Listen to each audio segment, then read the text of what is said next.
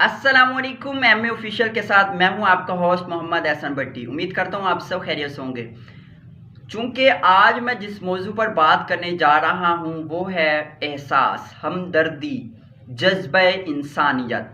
जज्बा इंसानियत हमारे अंदर कितना है? पढ़े लिखे माशरे में रहते हैं, चूंकि हम खुद भी पढ़े लिखे हैं। क्या हमारे अंदर एहसास है? क्या हमने रमज़ान से कुछ सीखा?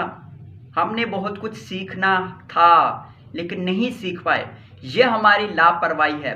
सबसे बढ़कर जो रमज़ान का महीना था, जो चीज़ जिस बारे में रमज़ान के महीने ने हमें सिखाया वो था एहसास, हमदर्दी, जज्बा इंसानियत, मोहब्बत, रवादारी, भाईचारा, अखुवत और भी बहुत सारी चीज़ें माह मुक़द्दस ने हमें सिखाएं।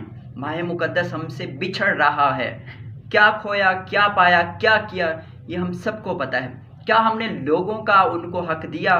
क्या हमने ऐसे लोगों को अपनी खुशियों में शामिल किया, अपने सहरो इफ्तार में शामिल किया, उनके दस्तरखां पुर करने में उनकी मदद की? नहीं की। ये सबसे बड़ा अलमिया यही है हमारा।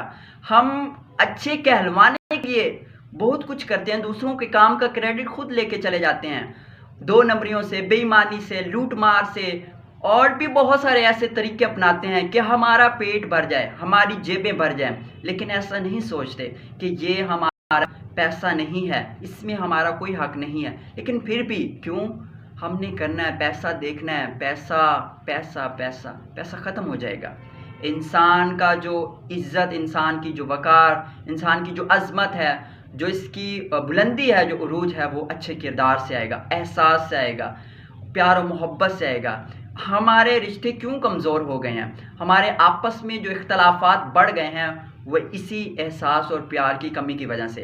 अपने अंदर एहसास पैदा करें। जिस तरह हमने रमज़ान में थोड़ा बहुत एहसास किया, कोशिश करेंगे कि रमज़ान के बाकी जो अय्याम आएंगे फिर हम वही डेली रूटीन में चले जाएंगे। तो कोशिश कीजिएगा अपनी लाइफ को फिर भी रमज़ान में जिस तरह हम इबादत करते थे, नमाज़ें पढ़ते थे, ज़िक्र अज़कार करते थे, ऐसे हम अपनी लाइफ को लेके जाएं।